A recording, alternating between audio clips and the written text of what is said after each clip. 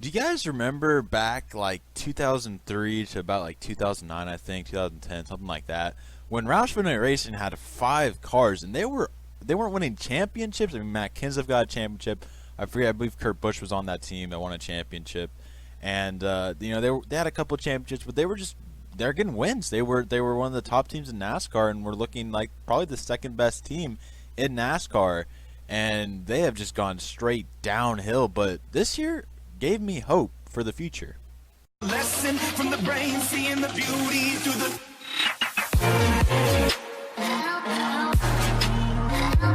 What's up, YouTube? Welcome back to another video, and today we're going to be talking about Roush Fenway Racing and reviewing their season. We got Ricky Stenhouse, oh my gosh, we got a lot to talk about there, and of course Ryan Newman. So before we get in this video, I just want to give a quick shout out to our sponsors over at NASCAR Talk America.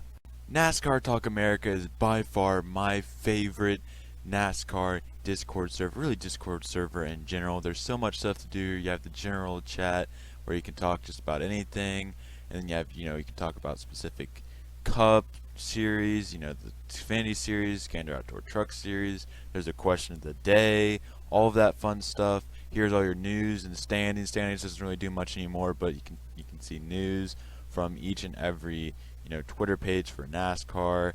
And then we have here, when there are actual races, you have your racing commentary, and then you can actually talk in the booth. And then moving on down, you have your other motorsports and sports, and then here's where you can advertise and all that stuff. But I also have my own little tab here where I put all of my uploads and ask you guys some questions and just communicate with you guys. So if you guys want to talk to me some more, I try and talk on Twitter, but I also will be talking on here. So be sure to go ahead and check out NASCAR Talk America. The link will be in the description below. Thank you, NASCAR Talk America, for being such great partners. Be sure to go join them. Links down below. And let's get right into today's video.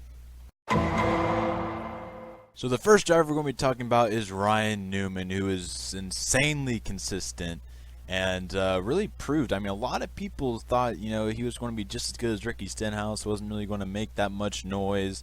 And with good reason, as his last season with RCR, he wasn't really that well, but as we can see, it wasn't really the driver. It seemed more like the RCR equipment, which is something that we are kind of seeing as a theme out of that camp.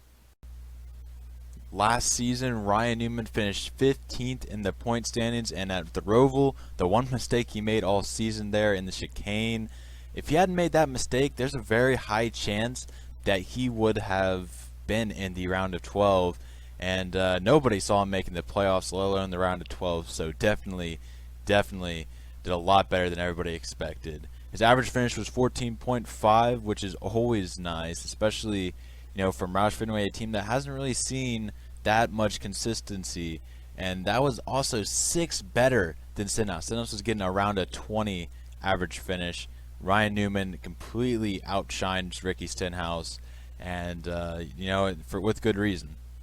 He had 3 top 5s compared to 0 last season, and had 14 top 10s compared to 9 last season at RCR. He finished 35 of the 36 races, which is incredible, and was the most I would say he's the most consistent driver in NASCAR all season long, in my opinion. Definitely a very, very great season kind of a career resurgence out of Ryan Newman this year. And speaking of resurgence, it was really a Roush Fenway resurgence as well, as we saw them get a playoff berth, something that nobody saw coming into this season. And I would say, Matt kind of started the process of this 6-team turning around. We hadn't seen it really be good since David Reagan was, I guess, somewhat consistent in there, but Trevor Bayne had not really done it any justice. And then Matt Kenseth kind of started the process last season. We got him get a couple good races, and then Ryan Newman just really turned it on and gave the team one of the greater seasons they've been waiting for quite a while now. And then they shocked everybody with that playoff berth and almost made the round of 12. But besides that, there's not really a certain part I can point to where Ryan Newman really shined, because he was just consistent. He didn't go out there. He got a couple top 5s, but he didn't go out there and really won a race. The closest he got to winning was at Talladega between him and Ryan Blaney, which was one of the better finishes of the season. And yeah, so I mean, not really any place I can point to where he did exceptionally well, but he was definitely one of the more consistent drivers in the Cup Series. Also, I quickly want to add that this gives me hope for next season, that maybe it really hasn't been the equipment at Roush Fenway Racing rather than the drivers, the talent that they put in there. It gives me hope for Chris Buescher next season, which we'll get into when I do my season preview. Now on to Ricky Stenhouse, who, boy, do we have a lot to talk about for this season. It looked like it was going to be good at the beginning, I'm not going to lie, but then at the end, not even at the end, just kind of past the first 5 races, we could tell it was going to be a long season for him. About Auto Club is where I realized it. And in 2019, he finished 23rd in the points. There were drivers with much lesser equipment that you'll see later on had better points finishes than Ricky Stenhouse, and he had an average finish of 20.5. Like I said earlier, 6 points back from that of his teammate Ryan Newman.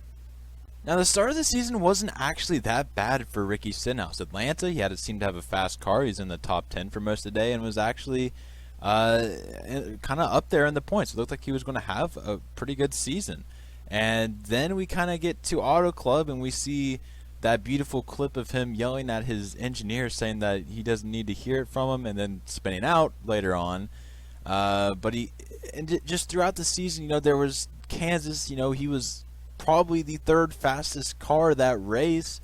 I mean, it was really Alex Bowman, Chase Elliott, and then Ricky Stenhouse. All 3 of those cars were really the leaders in that race. Then, unfortunately, Brad Keselowski gets strategy and wins that race. But it was a very interesting race to see him at a 1.5 mile doing well and being fast.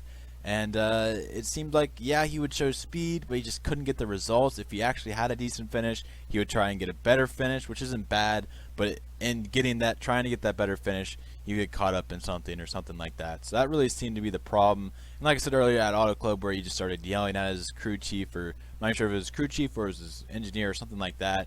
He started yelling at him, and there just seemed to be a discord between him and the team. And at that point, I could tell there's something going on behind the scenes that we don't know about.